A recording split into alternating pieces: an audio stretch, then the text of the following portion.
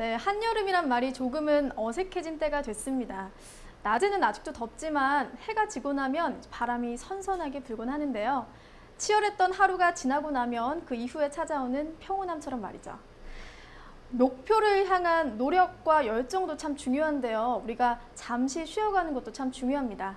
그래야 과열되지 않고 더 오랫동안 달릴 수 있기 때문이죠. 오늘은 이 지쳐있던 마음, 좀 달리던 마음을 잠시 내려놓고 우리의 마음속에 귀를 기울여보는 시간 가져보려고 해요.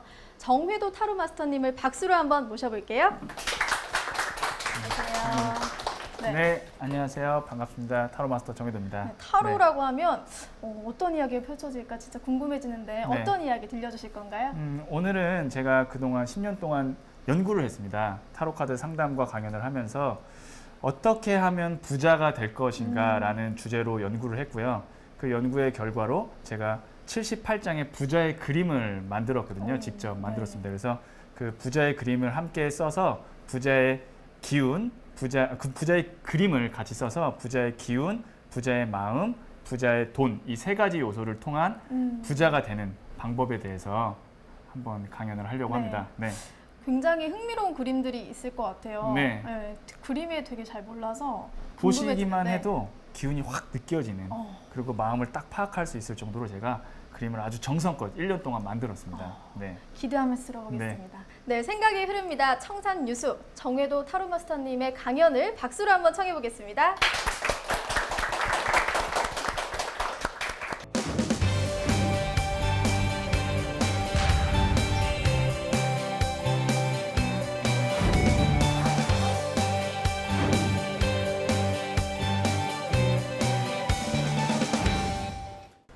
네, 안녕하세요. 반갑습니다. 저는 타로 마스터 정혜도입니다.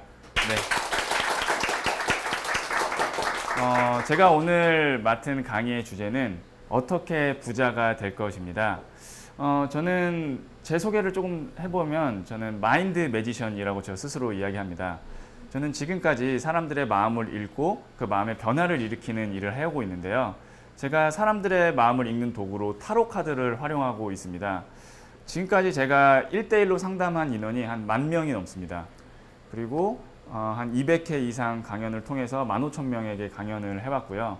그렇게 상담과 강연을 하면서 제 주 관심사는 어떻게 부자가 될 것인가 였습니다. 저는 유년 시절부터 부자가 되고 싶었습니다. 제 꿈은 지금도 부자고 어렸을 때부터도 부자였어요. 지금 혹시 여기 계신 분들 중에서 나는 좀 부자가 되고 싶다 하시는 분 한번 손 들어 주시겠어요? 네. 지금 손 드신 분들에게 제가 부자가 될 수 있는 기운을 보내드리도록 하겠습니다. 네. 그래서 저는 어떻게 하면 또 부자를 많이 만날 수 있을까? 그 부자들을 만나야 제가 그 사람들의 어떤 강점이나 마음을 읽어서 저도 부자가 될 수 있잖아요. 그래서 저는 상담 장소를 처음에는 부자가 많다는 명동에 갔습니다. 그러다가 생각보다 명동에서 부자들을 많이 못 만났어요. 그래서 다음에는 청담동으로 옮겼어요. 그래서 지금은 청담동에 있는데 거기서 많은 부자들을 만날 수가 있었습니다. 그래서 객관적으로 봤을 때 이 사람은 딱 봐도 누가 봐도 부자예요. 근데 본인 스스로는 부자라고 이야기를 하지 않더라고요. 생각보다 스스로가 부자라고 이야기하는 사람들은 많지 않았습니다. 어떻게 스스로 부자라고 하는 사람들은 어떤 공통점이 있을까? 실제로 스스로 내가 저는 부자요라고 얘기하는 사람들도 있거든요. 제가 생각하는 부자라고 생각하는 사람들 중에 한 10명 중에 2명 정도. 그래서 저는 그들의 공통점을 한번 분석해 봤어요. 과연 그들의 공통점은 뭘까? 제가 생각하는 스스로 부자라고 얘기하는 사람들은 행복한 부자를 이야기하는 겁니다. 누가 부자일까? 한번 물어볼게요. 여기 누가 부자일 것 같으세요? 어떤 사람이? 사업하시는 분. 네. 대충 사람들한테 누가 부자일까요? 그러면 그래도 한 달에 한 1,000만 원씩 벌어야 되고 재산이 한 30억 정도 있어야 되고 이런 돈에 대한 관련된 이야기를 대충 많이들 하시잖아요. 근데 실제로 돈이 많다고 해서 부자는 아닙니다. 하지만 제가 이야기하는 부자는 무슨 지식 부자, 행복 부자, 마음 부자를 얘기하는 게 아니라 정말 돈이 있는 부자이기 때문에 첫 번째로 행복한 부자가 되기 위해서는 돈이 있어야 됩니다. 근데 얼마나 있어야 되느냐? 내가 고맙다는 말을 들을 수 있을 정도의 돈. 다른 사람들한테 좀 미안한데가 아니라 내가 고맙다는 말을 들을 수 있을 정도의 돈이 있으면 됩니다. 그래서 내가 이렇게 받는 입장이 아니라 주는 입장이 될 정도의 돈을 갖고 있으면 그 사람은 기본적으로 첫 번째 단계를 통과할 수가 있고요. 두 번째로는 돈을 버는 과정이 즐거워야 됩니다. 돈을 아무리 많이 벌어도 내가 그 일만 생각하면 지긋지긋하고 힘들고 우울해요. 그럼 그 사람은 스스로 부자라고 이야기를 하지를 않더라고요. 그래서 돈을 버는 과정이 즐거워야 된다. 그리고 세 번째, 이거 굉장히 중요한 포인트인데요. 돈의 흐름이 안정적이어야 돼요. 금전의 흐름이 안정적이 됩니다. 만약에 금전의 흐름이 불안정하면 대부분의 사람들은 심리적으로 굉장히 불안감을 느끼고, 이게 안정적인 돈은 저축하기가 쉬워서 돈을 쌓을 수 있는데, 불안정한 흐름의 돈은 모으기가 정말 힘들어요. 예를 들어서 내가 1, 2월 달에 돈을 엄청 많이 벌고 나머지 10달은 돈을 하나도 못 번다. 그런 사람은 나머지 10달 동안 행복할 수가 없어요. 다음에 어떡하지? 뭐 하지? 그리고 그렇게 불규칙한 돈은 모이지도 않습니다. 그래서 만약에 내가 불규칙한 흐름의 돈을 벌고 있다면 어떻게 이걸 안정화시킬 것인가를 꼭 구상을 해야 됩니다. 마지막으로 그 돈을 가지고 나눌 수 있는 사람이 있어야 됩니다. 내가 아무리 돈이 많고 버는 과정이 즐겁고 돈의 흐름이 안정적이어도 나 혼자 갖고 있으면 결국 스스로 부자라고 이야기할 수가 없어요. 근데 생각보다 이 마지막 요건이 안 돼서 스스로 부자라고 못하는 사람들이 많이 있습니다. 그래서 사람은 결국엔 행복은 어디서 찾느냐? 사람에게서 찾더라고요. 그래서 내가 이 돈을 가지고 누구와, 가족 혹은 내가 사랑하는 누구와 나눌 수 있는지를 꼭 발견해야 된다. 그래서 네 가지의 공통점. 첫 번째, 돈, 나눌 수 있는 돈. 두 번째, 버는 과정이 즐거워야 되고, 세 번째, 그 흐름이 안정적이어야 되고, 네 번째, 함께 나눌 수 있는 가족 혹은 친구가 있어야 된다. 그래서 제가 행복한 부자가 되려면 필수적으로 있어야 되는 3요소가 있더라. 제가 연구해 보니까 그랬거든요. 첫 번째로가 부자의 기운이 있어야 돼요. 내가 정말 돈을 벌 수 있는 기운, 에너지가 있어야 되고요. 그리고 내가 그거를 다스릴 수 있는 부자의 마음이 있어야 되고, 정말 부자의 돈이 있어야 됩니다. 이 세 가지 요소를 내가 다 갖추면 행복한 부자가 될 수 있는데요. 제가 첫 번째 강연 시간에는 이 부자의 기운과 마음에 대해서 함께 나누도록 하겠습니다. 제가 이걸 10년 동안 연구한 거예요. 연구를 해서 최근에 이제 이거를 가지고 부자의 그림이라는 책을 만들어냈는데요. 많은 부자의 기운과 마음, 부자의 기운은 22가지의 기운이 있고요. 부자의 마음은 36가지의 마음이 있는데 그걸 다 다룰 수는 없고, 여기 계신 20대 대학생분들에게 꼭 필요한 6가지의 부자의 마음과 기운에 대해서 함께 나누도록 하겠습니다. 첫 번째 마음이 피로인데요.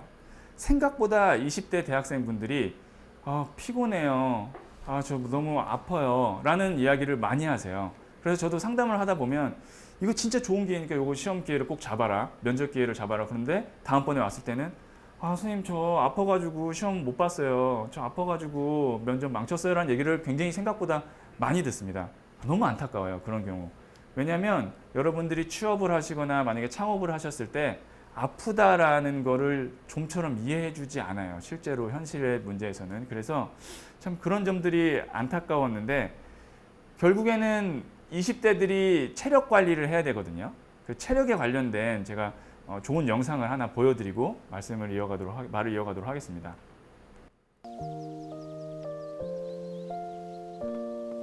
네가 이루고 싶은 게 있다면 체력을 먼저 길러라. 네가 종종 후반에 무너지는 이유, 데미지를 입은 후에 회복이 더딘 이유, 실수한 후 복구가 더딘 이유, 다 체력의 한계 때문이야. 네, 이 장면 다들 인터넷에 이렇게 컷컷으로라도 보셨죠? 체력은 사실 타고나는 부분이 굉장히 큽니다. 하지만 후천적으로 관리하는 것도 굉장히 중요한데요. 저는 사실 체력을 그렇게 훌륭하게 타고난 편이 아니에요. 이렇게 운동선수처럼 타고난 편도 아니고, 그래서 저 같은 경우는 이렇게 체력이 좀 떨어져서 피로감을 느끼면 어떤 징크스가 있냐면, 상담을 하거나 강연을 할 때 같은 말을 계속 저도 모르게 반복하는 그런 징크스가 있습니다. 오늘 제가 같은 말 많이 반복하진 않았죠. 네, 어저께 제가 충분히 잠을 잤거든요. 근데 체력을 관리하려면 운동을 해야 되잖아요. 근데 저는 운동을 정말 싫어하는 사람이에요. 그럼 어떻게 해야 될까? 결국에는 좋은 거를, 음식을 섭취하거나 약을 먹어야 되거든요. 그래서 저는 거의 한약을 많이 먹고 좋은 건강식품을 챙기고, 그리고 저한테 맞는 한의원에 가서 침도 맞고 계속 저 스스로 건강관리를 합니다. 그래서 여기 있는 분들도 어떤 분은 원래 타고난 체력 자체가 만이라는 수치를 타고나서 그거를 계속 쓰면 되는데 저 같은 경우는 아마 그런 분에 비해서 뭐 1000, 2000밖에 타고나지 못했을 거예요. 그럼 그걸 어떻게 효율적으로 쓰느냐가 굉장히 중요하거든요. 그래서 여기 분들도 난 20대니까 아직 팔팔해라고 생각하지 마시고 꼭 체력 관리를 하셔야 됩니다. 그래서 제가 여러분들이 체력이 만약에 떨어졌을 때 그 체력의 기운을 복돋아 줄 수 있는 그림을 한번 만들어 봤습니다. 이거 제가 만든 그림입니다. 이 그림은 용의 피를 물려받은 천리마가 이 열정의 불꽃에서 뛰쳐나오는, 그래서 여러분들이 체력이 떨어졌을 때 체력을 확 북돋아 줄 수 있는 그런 그림이거든요. 부자의 기운 그림인데요. 한번 기운을 좀 받아보시죠. 네, 여러분도 무의식 속에 이 그림을 한번 쫙 기운을 받아보세요. 네. 살면서 우리가 최선을 다해야 되는 순간은 그렇게 자주 오지가 않습니다. 근데 내가 그 최선을 다해야 되는 순간 체력이 떨어져서 만약에 그 순간 포기해버린다면, 마지막까지 완주하지 못한다면 얼마나 아쉽겠어요? 안타깝고. 그 순간 여러분들의 무의식 속에 이 체력 카드가 탁 숨어 있다가 마지막에 완주를 해야 될 때 한번 폭발력을 내게 해줄 겁니다. 다 기운 한 번씩 받으셨나요? 네. 멋있죠? 네. 두 번째 마음은 신중입니다. 어떤 선택을 할 때 굉장히 우리는 마음이 급해요. 저도 급하고 아마 20대 분들 급할 거예요. 저 빨리 잘 되고 싶어요. 좀 시간이 없어요. 빨리 잘 되고 싶어요. 저도 그래요. 근데 항상 어떤 결정을 내릴 때, 내가 어떤 방향을 가야 될 때는 정말 신중해야 됩니다. 뻔히 보이는 이 앞 단계도 한번 확인을 하고 가야 돼요. 왜냐하면 내가 잘못된 선택을 해서 흘러가 버린 시간은 돌이킬 수가 없어요. 그래서 그 신중함이 내 인생에 있어서 시간을 얼마나 소중하게 쓸 수 있게 하느냐를 결론 짓는데요. 제가 그래서 만든 카드가 이 성찰 카드입니다. 항상 내가 판단을 할 때는 내 스스로 질문을 하고 내가 원하는 게 맞는지 체크를 해줘야 돼요. 이 카드는 여러분들의 무의식 속을 밝혀줄 겁니다. 특히 여기 있는 이 등불 안에 있는 육각형 불이 여러분들의 무의식을 밝혀줄 거고요. 그리고 이 지혜의 지팡이가 내가 어디에 서 있는지를 알게 해줄 겁니다. 앞으로 나아가는 방향을 선택할 때는요, 앞을 볼 게 아니라 내가 그동안 걸어왔던 길과 지금 내가 어디에 서 있는지를 명확히 봐야 돼요. 이 기운도 한번 좀 받아보시죠. 네. 여러분들이 선택을 하실 때 다음 단계가 뻔히 보이더라도 꼭 물어보세요. 나 이거 좋아하는 거 맞나? 이거 해도 괜찮나? 남들의 얘기를 듣는 게 아니라 내 스스로 성찰을 할 수 있어야 됩니다. 신중하게 판단을 하셔야 됩니다. 세 번째 마음은 절망입니다. 아마 뭐 취업을 하시거나 아니면 뭐 연애를 하시거나 할 때 다 내 마음대로 되지는 않잖아요.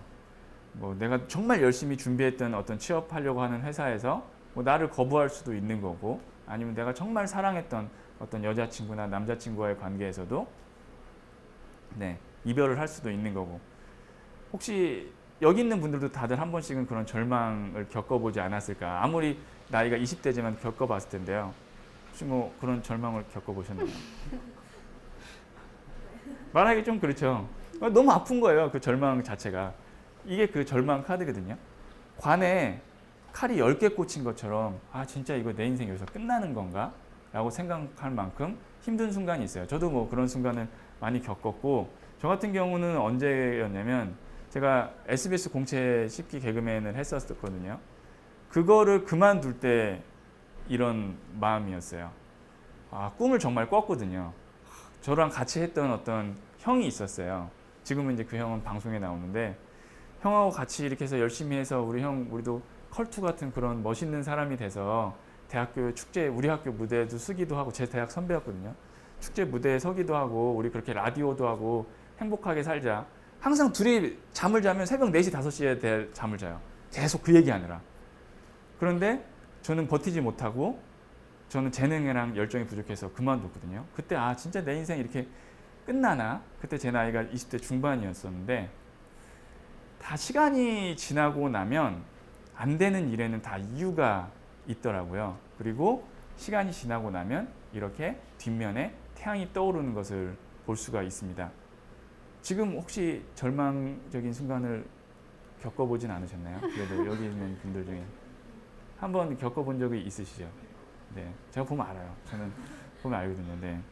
그래서 제가 여기 있는 절망적인 순간에 꼭 필요한 부자의 기운을 하나 추천드리면 인내입니다. 시간이 존재하는 한 모든 일은 순서대로 일어나요. 저희는 그걸 때라고 얘기하거든요.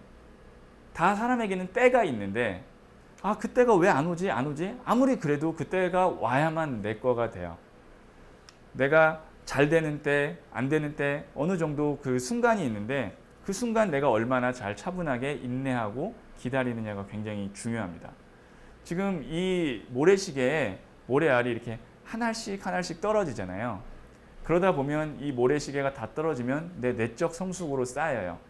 그러면 바로 다음에 내 순서가 오는 겁니다.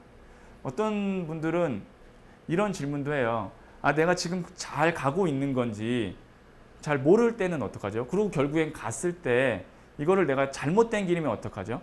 그러면 잘못된 길인 거를 깨닫게 되는 때가 또 옵니다. 그래서 모든 순서가 다 있기 때문에 인내하시고 내가 될 수 있을 거라는 믿음을 가지시면 되는데요. 이 인내 카드의 기운을 한번 받아보시기 바랍니다. 네, 이 뒤편에 있는 꽃은 붓꽃이라고 해요. 붓꽃이라고 하는 꽃인데 영어로는 아이리스라고 부릅니다. 아이리스 꽃인데 아이리스의 꽃 말은 좋은 소식, 사랑의 메시지를 의미합니다. 그래서 여러분들이 나는 된다라고 믿고 절망의 순간 참고 기다리면 분명히 여러분들에게 좋은 소식이 올 겁니다. 이 인내 카드를 통해서요.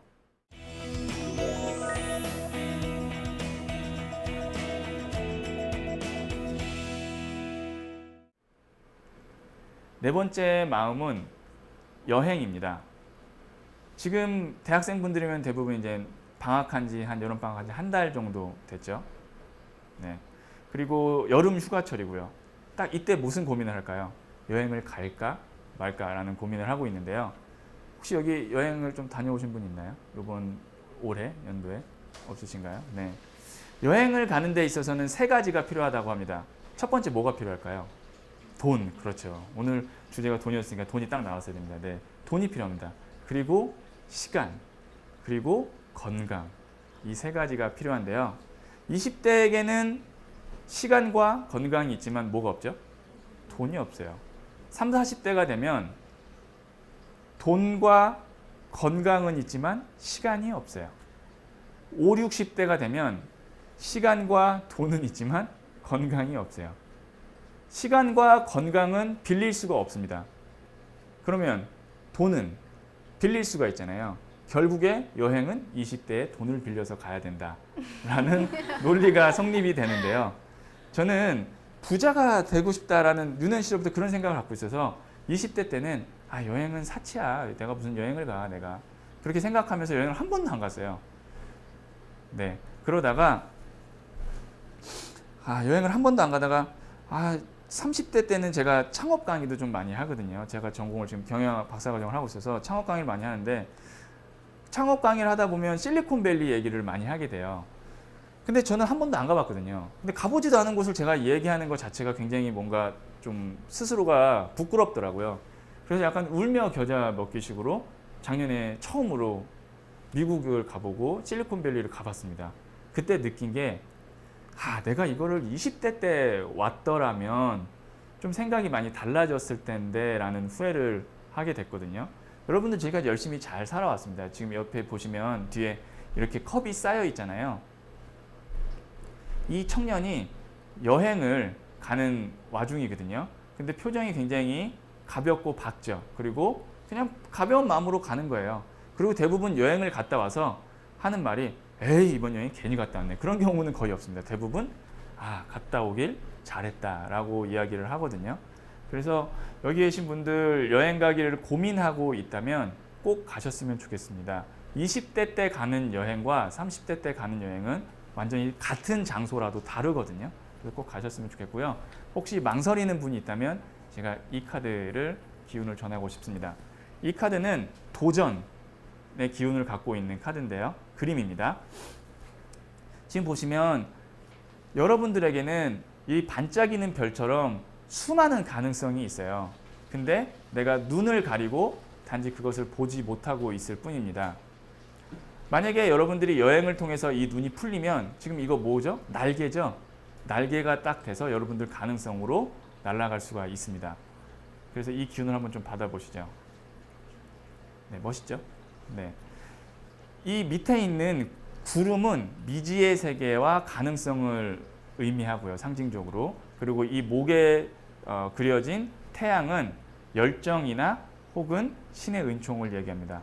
여러분들이 만약에 이 기운을 받고 도전을 하실 때 이 그림이 여러분들 머릿속에 있다가 여러분들의 가능성, 잠재성을 발견하게 해줄 겁니다. 다섯 번째 마음은 사랑입니다. 지금 보시면 남녀가 이렇게 컵을 교환하고 있죠. 그 위에 은하수가 쫙 내려와서 채워주고 있습니다. 혹시 여기 연애를 하고 계시다라는 분 한번 손 들어 주시겠어요? 그래도 꽤 있네요. 저는 이렇게 한 명도 없으면 굉장히 외로운 사람들만 모였겠다 그렇게 생각을 하려고 했는데 그래도 꽤 있네요. 근데 남자 두 분은 아직 연애를 그래서 표정이 그렇게 어두웠구나. 네. 특히 표정이 굉장히 원래 어두워요. 왜냐하면 사랑을 안 해서 그래요. 사랑을 하면 표정이 밝아질 수가 있습니다. 네. 굉장히 중요한 포인트예요. 저는 6가지 마음 중에 제일 중요한 게 이 20대 때 사랑이라고 생각을 합니다. 왜냐하면 대부분 저도 그랬어요. 대부분은 어떻게 생각하냐면 나는 열심히 해서 성공해서 나중에 연애하고 사랑해야지라고 생각합니다. 여러분들이 만약에 꿈을 찾잖아요. 꿈을 찾고 열심히 하시면 성공해요. 그거는 저는 확신합니다. 하지만 성공한 후에 연애할 수 있느냐? 그거는 확신할 수가 없어요. 왜냐면 대부분 저한테 오는 손님들이 30대 중반 후반의 여성분들이에요. 여러분들이 원하는 그런 포지션에 대부분 가 있는 분들입니다. 그분들의 고민은 뭔지 알아요? 연애예요. 연애, 사랑, 결혼입니다. 왜냐하면 내 스스로가 열심히 하면 내 삶을 컨트롤할 수 있어요. 근데 사랑은 나 혼자 하는 게 아니라 상대방이 있어야 되잖아요. 상대방은 내 마음대로 컨트롤이 안 돼요. 그래서 그분들은 내가 어느 정도의 위치에 가 있고 내가 사회적으로는 나이가 이제 35, 36 이렇게 됐지만 아직 연애를 한 번도 안 해봤기 때문에 연애에 대한 나이와 경험과 연륜은 20대 초반, 때로는 고등학생인 경우도 있는 거예요. 그러니까 연애가 잘 안 풀리거든요. 여러분들이 20대 때 하는 사랑이 결코 마지막 사랑은 아닐 수도 있어요. 상처받을 수도 있고 그것 때문에 몇 달 또 취업이 미뤄질 수도 있고 이럴 수도 있지만 하지만 그 경험들이 분명히 30대 때 여러분한테 딱 맞는 짝을 찾게 해주는 걸음이 됩니다. 여행처럼 20대 때 하는 사랑과 30대 때 하는 사랑이 전혀 틀리거든요. 네. 그래서 저는 연애를 좀 꼭 20대 때 해봤으면 좋겠고 조금 더 리얼한 팁을 드리자면 사람을 이렇게 30일 만나고 헤어지고 50일 만나고 헤어지고 이렇게 하지 말고 길게 하는 연애를 한번 20대 때 해보는 것도 굉장히 중요합니다. 그래서 저도 상담을 하다 보면 제 주 상담하는 카테고리가 두 개예요. 금전, 연애 딱 2개거든요. 그러면 제가 상담을 하다 보면 100일 동안의 연애를 5번 한 사람과 한 명과 500일 동안 만난 사람 누가 더 내공이 있을까요? 한 명을 500일 동안 만난 사람이 훨씬 내공이 더 있습니다. 100일 동안 5번 만난 사람은 그 다음번에도 100일 동안 5번 또 만날 가능성이 굉장히 커요. 확률상 그렇잖아요. 500일 동안 한 사람을 오랫동안 만났던 사람은 그 다음에도 그렇게 만날 수 있어요. 왜냐하면 100일 때 겪는 힘듦, 200일 때 겪는 힘들이 다 다르거든요. 그걸 내가 한 번씩 겪어봤기 때문에 다 다릅니다. 그래서 사랑을 하기 위해서는 어떤 것이 제일 필요할까? 결국에는 매력이 있어야 돼요. 이 카드가 이제 매력을 의미하는 카드거든요. 여기에 보시면 이 하트와 여기에 있는 이건 비너스를 상징하는 표시입니다. 이것은 여성성, 여성의 매력성을 의미하고요. 이렇게 강하게 흐르는 폭포는 남성적인 매력을 의미하는 그림입니다. 그리고 이 12개의 별, 어떻게 보면 왕관은 화려하고 눈부신 외모를 의미하고요. 그리고 이 진주 목걸이는 내면의 지혜를 의미합니다. 딱 매력 같죠? 이걸 다 갖춘다면 남자도 여성적인 매력이 있어야 되고 여성도 남성적인 매력이 있어야 되고 외면과 내면의 매력이 있어야 되거든요. 이 매력의 기운을 한번 좀 받아보시죠. 네. 연애를 못 하시는 분들의 대부분 공통점이 어떤 거냐면 뭐 눈이 엄청 높은 경우도 있지만 자신감이 없는 경우가 많아요. 아, 내가 어떤 매력이 있지? 아, 나 이런 거 상대방이 눈치를 봐요. 자신감이 없으면. 근데 매력은 물론 내가 후천적으로 만들어내는 것도 있지만 정말 중요한 매력은 타고나는 매력입니다. 여기 있는 분들은 다 자신만의 매력을 타고났어요. 그 매력을 내가 얼마나 빨리 캐치하고 그 매력을 얼마나 내가 잘 보여줄 수 있느냐가 연애를 하는 데 있어서 가장 중요한 키입니다. 그래서 우리 주변에 보면 항상 남자친구, 여자친구 이렇게 바뀌는 애가 있어요. 친구들이 있잖아요. 근데 이 친구는 도저히 이게 아니에요. 이 연애의 사람이 아닌데 이상하게 멋진 남자친구, 예쁜 여자친구를 만나는 사람이 있어요. 분명히 주변에 있죠. 그 친구들은 본인의 어떤 타고난 매력을 본능적으로 알고 계속 그 매력을 활용하는 겁니다. 그런데 누가 봐도 여기 있는 분, 진짜 너무 멋있어요. 누가 봐도 여자친구가 있어야 돼요. 근데 없잖아요. 네, 본인의 매력을 잘 모르셔서 그래요. 본인의 매력은 어떤 거라고 생각하세요? 본인의 내 타고난 매력. 착한 거. 여자는 착한 남자를 진짜 싫어해요. 네, 착한 남자. 제가 리얼한 얘기 좀 더 할까요? 여자가 진짜 싫어하는 남자는 착하고 능력이 없는 남자예요. 그래서 만약에 능력이 없다면 내가 착하지 않아야 되고요. 착하려면 능력이 있어야 됩니다. 그래서 제가 봤을 때는 어떤 매력이 있냐면 만약 내가 착하면 그게 장점은 아니라는 거.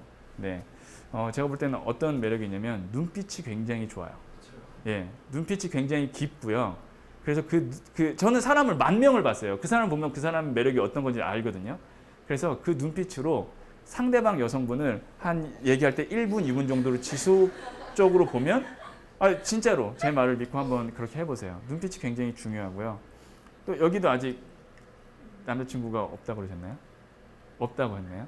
여기는 어떤 매력이 있냐면 웃는 게 굉장히 예뻐요.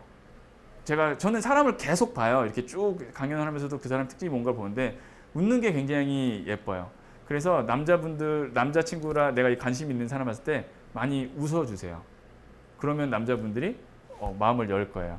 왜냐하면 남자는 결국에는 나한테 리액션 잘해주는 여자분한테 빠질 수밖에 없어요. 자존감이 올라가기 때문에.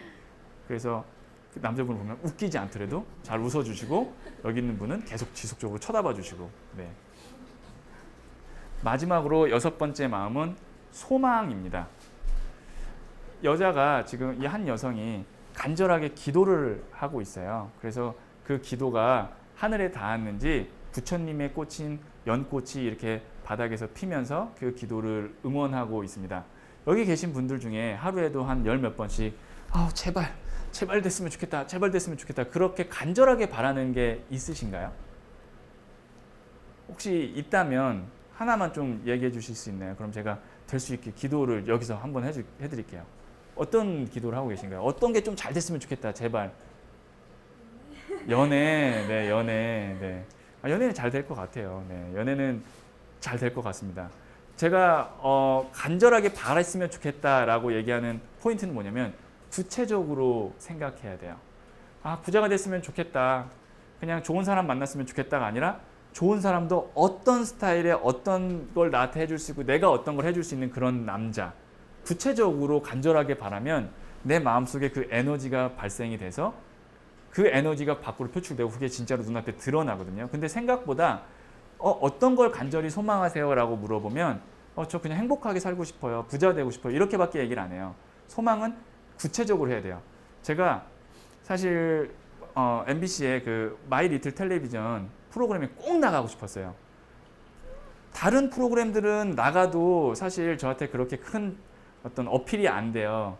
근데 마이 리틀 텔레비전 같은 경우는 저 하나를 딱 원샷으로 잡아주는 프로그램이고 각 분야의 전문가가 나가는 거라 꼭 나오고 싶어서 제가 올해 한 3월부터 그 얘기를 계속 하고 다녔어요. 나 마이 리틀에 제발 나갔으면 좋겠어. 제발 나갔으면 좋겠어. 그런데 어떤 일이 일어났었냐면 제가 이제 상담을 하잖아요. 제 사무실에서. 제가 일주일에 한 번씩 쭉 상담을 잡는데 상담을 하는데 상대편이 이야기를 다 상담 끝나는데 방송 작가분이시래요. 그래요? 저 그러면 마이 리틀 텔레비전 나가고 싶은데 좀 부탁 좀 드려도 될까요? 그냥 무조건 부탁하는 거예요. 그랬더니 그분이 뭐라고 말씀하시는지 아세요? 제가 마이리틀 텔레비전 방송 작가입니다. 라고 얘기를 하시더라고요.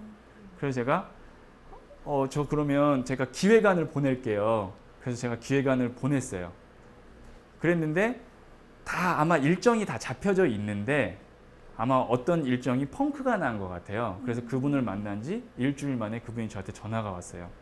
저 내일 모레 촬영이 있는데 급하지만 와주실 수 있으세요? 그래서 출연하게 됐거든요.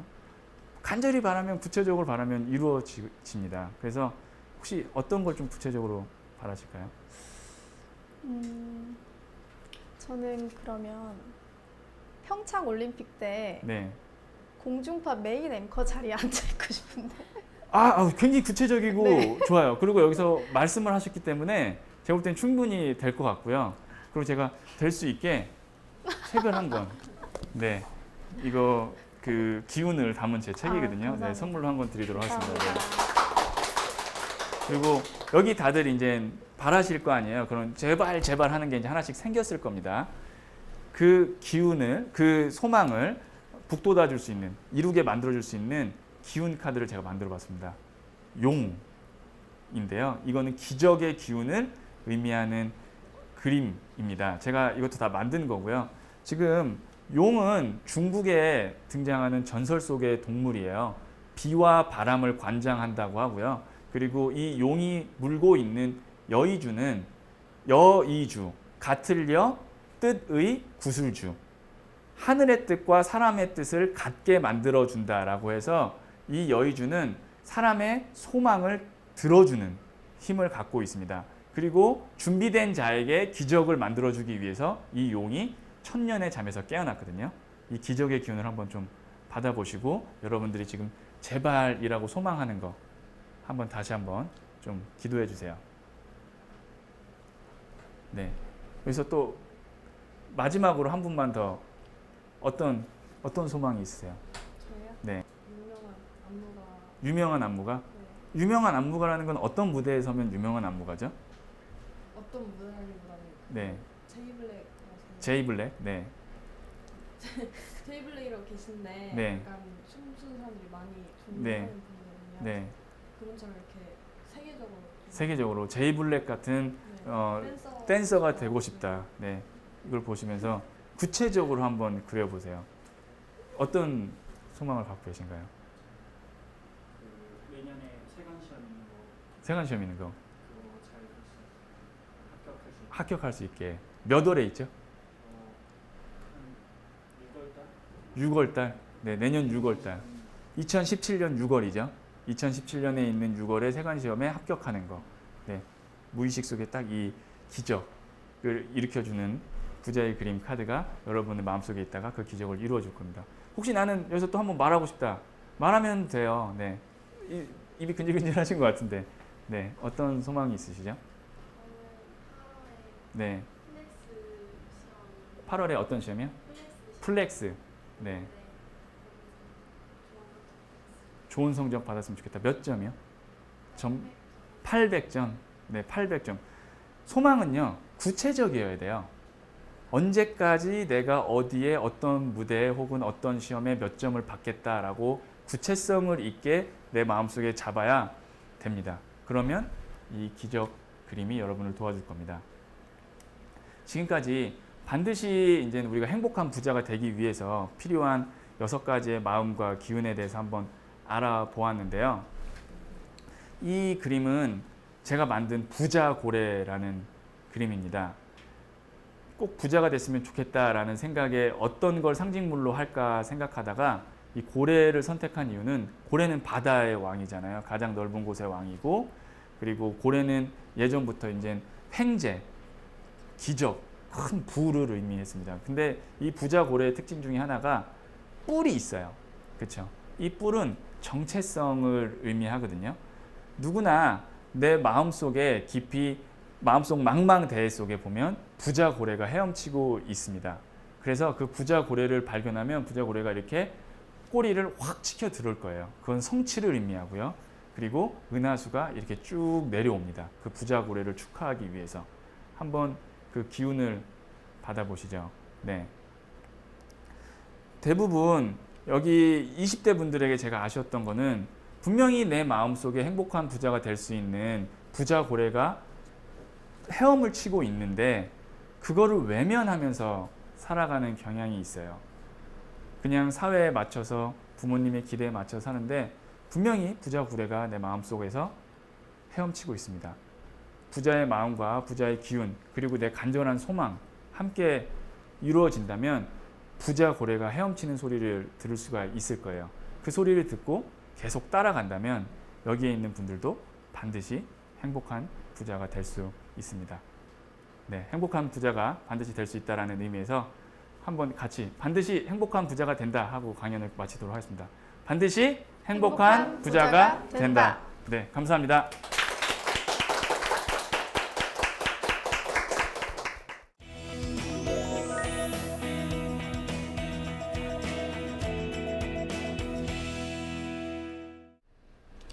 네, 그림을 보면 굉장히 복잡할 줄만 알았는데요. 네, 하나하나 되게 깊은 의미가 담겨 있었던 것 같아요. 예, 감사합니다. 네, 되게 이해하기 쉬우셨죠?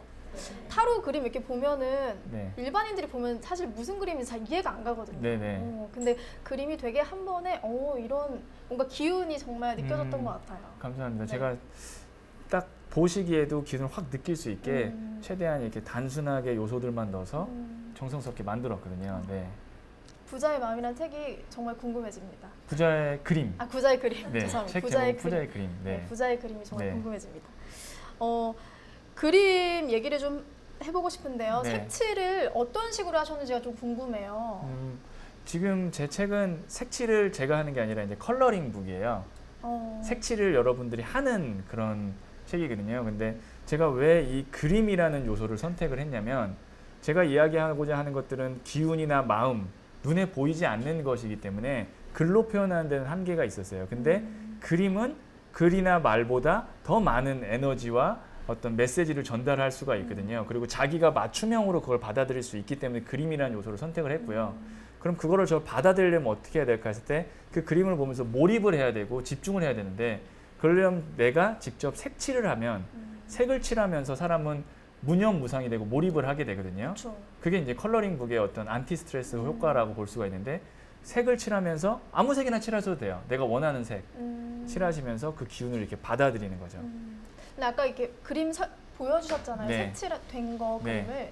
거기에 보면 약간 보라색이 되게 많았던 것 같아요. 아, 그거 직접 네네. 칠하신 건지. 그 이제 칠한 거는 제가 이제 그걸 나중에 카드로 또 이제 제작을 아. 해서 그 카드로 이제 제작하기 위해서 만든 거고요. 네, 그거는 이제 컴퓨터 작업을 한 겁니다. 색연필로나 사인펜으로 칠한 건 아니에요. 네. 근데 보라색이 유독 많았는데 그 이유가 있을까요? 보라색은 이게 컬러 테라피적으로 봤을 때 보라색은 사람의 무의식, 정신 세계를 표현하는 색입니다. 그렇기 때문에 보라색을 보면 내가 이제 신비로운 그런 느낌을 갖게 되고 정신적으로 조금 뭔가 몽롱한 이런 상태에 올 수 있어서 체면을 받거나 기운을 받는데 훨씬 더 유리한, 가장 유리한 색이에요, 보라색. 생각해보면 애니메이션 같은데 마술사가 나오면 꼭 약간 보라색 모자 네. 이런 거 쓰고 있었던 것 같아요. 네, 네. 그런 의미였군요.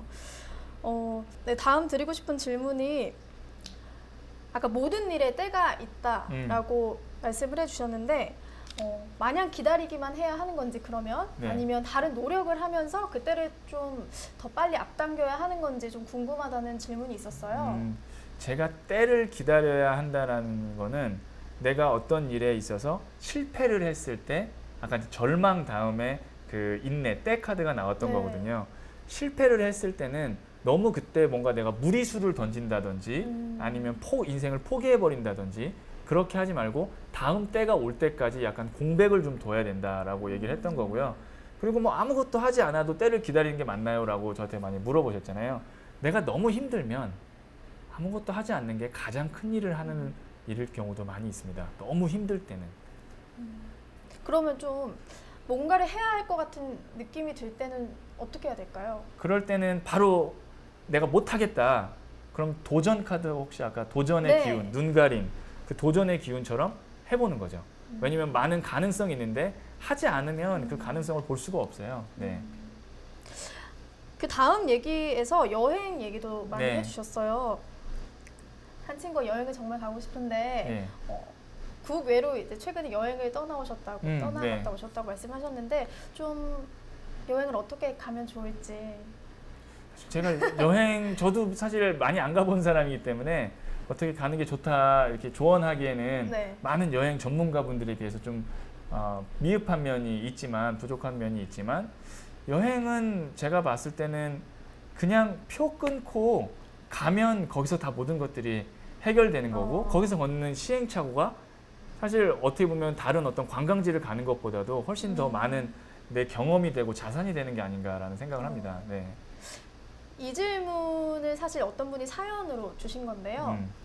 본인이 이제 20살인데 학업이 좀 버거운가 봐요. 네. 그래서 이거를 지금 계속 해야 할지 아니면 뭐 한 학기밖에 안 다녔지만 휴학을 하고 여행을 좀 다녀온 다음에 어떤 다른 일을 좀 실천해 봐야 할지 네. 고민이라고 해요. 이럴 때는 어떤 조언을 좀 주고 싶으세요? 저는 좀 약간 단호하게 조언을 하고 네. 싶은데요. 여행을 갔다 와라라고 얘기하고 싶어요. 20살이잖아요. 뭘 해도 되는 나이고 그리고 시행착오를 겪어야만 하는 나이고 만약에 예를 들어서 여행을 갔다 왔는데 학업이 하는 게 좋아. 나 6개월 동안 여행 갔다 왔는데 어떡하지? 6개월 20살 때 아니면 언제 6개월을 내가 내 마음대로 써보겠습니까? 저는 20살이라면 여행을 가는 게 거의 100% 맞지 않나라는 생각을 합니다. 근데 사실 20살이기 때문에 네. 학업을 일단 더 해보고 그 이후에 결정을 해야 하지 않나라는 생각도 하고 있을 것 같아요. 또 부모님을 설득하는 것도 참 너 아직 한 학기밖에 학교 안 다녔는데 네가 무슨 네. 그런 걸 고민을 깊이 해봤겠냐라는 아마 그런 얘기도 하실 것 같거든요. 저는 부모님 20살이 넘으면 물론 부모님이 하는 어떤 말은 들어야겠죠. 특히 내 어떤 건강에 관련됐거나 내 어떤 삶을 살아가는 데서 큰 어떤 흠을 생길 수 있는 그런 거에 대한 게 아니라면 본인의 의지대로 20살 이상이면 하는 게 맞다라고 생각을 하고요. 그리고 저는 학업은 정말 나중에 할 수 있지만 1년 후에 할 수 있지만 20살 그때 고민하는 시점의 여행은 1년 후에 가면 또 다르거든요. 의미 자체가. 그쵸. 그래서 저는 그 순간에는 저 개인적으로는 여행을 가는 게 맞다. 네, 학업은 1년 후에 해도 똑같아요. 근데 여행은 그 고민하는 시점에 가는 여행과 1년 후에 내가 고민을 다른 식으로 방향을 설정하고 난 후에 여행은 완전히 다르기 때문에 네, 지금 가는 게 맞다라고 생각합니다. 그럼 부모님을 설득할 수 있는 방법이 좀 있을까요? 네. 저도 사실 지금 제가 하고 있는 이 직업이 부모님 입장에서는 그렇게 반가운 직업이 아니었어요. 그렇죠. 처음에는 일반적인 네. 직업이 아니기 때문에 엄청 반대 많이 하셨습니다. 저는 근데 보여드리는 수밖에 없었어요. 하고 제가 강연도 하고 공부도 많이 해서 책도 내고 이런 식으로 보여드리는 방법 말고는 뭐 설득할 수 있는 방법은 없어요. 당장은. 여행 가는 걸 어떻게 설득시키죠 그러면? 여행 가는 거요? 네. 뭐 꼭 부모님 내가 나쁜 짓 하는 것도 아니고 내가 나쁜 짓 여행 가겠다는데 부모님 그쵸. 반대 무릅쓰고 갔다 와서 내가 생각 정리됐다 이렇게 엄마 이런 걸 내가 배웠고 앞으로 난 이게 맞는 것 같아. 뭐 어떤 결과 나올지는 모르겠습니다. 뭐 예를 들어서 엄마 갔다 오니까 공부하는 게 맞는 것 같대. 갔다 오니까 이런 점 때문에 이게 맞는 것 같아. 어쨌든 결과는 갖고 올 거 아니에요. 그쵸. 그게 부모님한테 보여드리는 게 아닐까라는 생각합니다. 네. 일단 가야겠네요. 그러면. 예. 아마 근데 그것 때문에 부모님 허락을 맡아야 되는 게 아닐까 싶어요. 돈, 네. 여행 경비. 그러면 그거는 내가 만들어야죠. 부모님을 설득할 수 없다면 그거는 내가 만들어야죠. 네. 한 분이 또 이제 사연을 얘기해 주셨는데요. 본인이 직장을 굉장히 여러 번 옮기는 중이래요. 그래서 이 직장을 옮기면서도 저 직장도 괜찮았던 것 같은데 그리고 또 이 직장도 괜찮은 것 같은데 이렇게 고민을 계속 하신다고 해요. 이런 분한테는 어떤 조언을 좀 해주고 싶으세요? 저한테 이제 저는 직장을 자주 옮기는 분들은 근본적인 질문을 하나 해야 돼요. 과연 나는 직장 생활이 맞는 사람인가? 정말로요. 네. 그렇네요. 이 직장 저 직장 계속 옮긴다는 거는 아예 조직 생활 자체가 근본적으로 안 맞을 수도 있는데 그걸 하는 걸 수도 있거든요. 저는 애초에 조직 생활이 안 맞다라는 거를 대학생 때부터 알아서 아예 취업한다는 생각 자체를 안 했습니다. 그리고 만약에 내가 옮기고 그만둔다는 건 근본적으로 내가 그 일을 사랑하지 않을 수도 있어요. 좋아하지 않는 일이고 내 비전과 맞지 않는 거기 때문에 그만둔 거에 대해서 저는 후회할 필요는 없다고 생각을 해요. 그리고 그런 시행착오를 통해서 나중에 알게 되는 때가 오겠죠. 나는 조직 생활이 안 맞는 사람이구나. 어. 혹은 나는 이 회사에 회사에 오기까지 그렇게 방황했나 보나. 알게 되는 때가 올 겁니다. 근데 이번에는 좀 네. 마스터님의 어떤 개인적인 일에 대해서 예. 좀 여쭤보고 싶은데 개그맨 사실 공채 합격하기가 참 힘들잖아요. 네네. 근데 개그맨을 그만둬야겠다고 딱 마음을 먹게 된 계기가 있을 것 같아요. 네, 계기가 있어요. 정확한 계기가 있는데 제가 1년 반 동안 하면서 어떤 생각을 했냐면 저보다 뛰어난 사람들을 계속 보기 시작했어요. 그래도 나는 그들보다 좀 잘할 수 있겠다, 노력하면 잘할 수 있겠다라고 생각하고 있었을 때쯤 대학교에서 이제 KBS에서 하는 어떤 방송 프로그램, 대학교에 이제 그 재밌는 사람들 뽑는 그런 프로그램이 있었거든요. 그래서 제가 거기에 나갔어요. 당연히 제가 그래도 기본적으로 공채 개그맨이니까 그 예선 통과는 하죠. 네. 결선 무대에 딱 올라갔는데 거기에 온 뭐 다른 개그맨 분이 있으셨어요. 정말 거의 탑 클래스인 개그맨 분이 사전에 이제 행사 진행하기 전에 막 사람들한테 재밌는 이야기를 하고 그 분위기를 풀어가는 과정을 보면서 나는 아무리 노력해도 저분처럼 될 수는 없겠다 라는 생각을 하고 솔직히 말씀드리면 제 어떤 재능의 한계를 그분을 통해서 딱 알고 딱 그 순간 그만둬야겠다라고 마음을 먹었어요. 그럼 갑자기 거기서 이제 선생님도 경험을 하셨고 지금은 타로에 또 관심을 네. 가지게 되셨잖아요. 그 계기도 좀 궁금해요. 제가 타로 카드를 사실 개그맨을 하기 전부터 했었어요.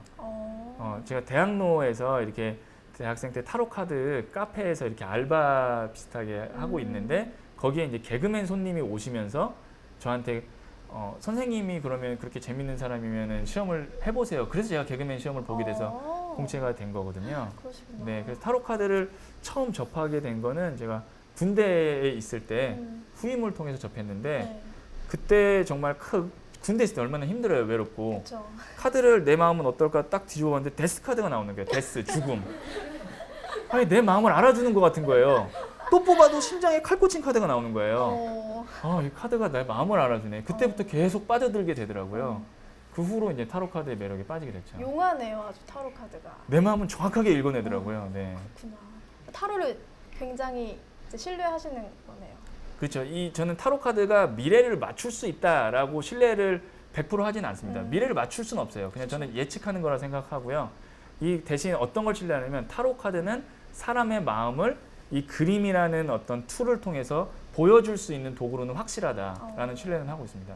그러면 타로를 이제 다른 사람의 타로 점을 봐주시면서 어떤 점이 좀 가장 좋으신 것 같아요? 저는 제가 들었을 때 제일 좋은 어떤 상담 후기가 너무 잘 맞아요. 소름 돋았어요. 이게 아니에요. 그거는 굉장히 저한테 부담스럽습니다.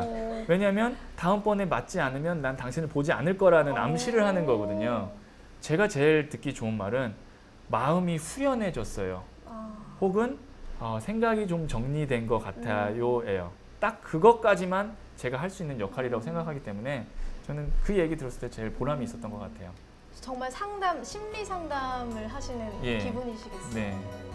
이렇게 얘기를 듣다 보니까 우리들의 심리도 왠지 타로 카드로 지금 이렇게 파악을 할 수 있을 것 같은 느낌이 들어요. 2부에서도 어떤 이야기를 들려주실지 정말 기대가 되는데요. 2부에서도 계속해서 함께 해주시기 바랍니다. 고맙습니다.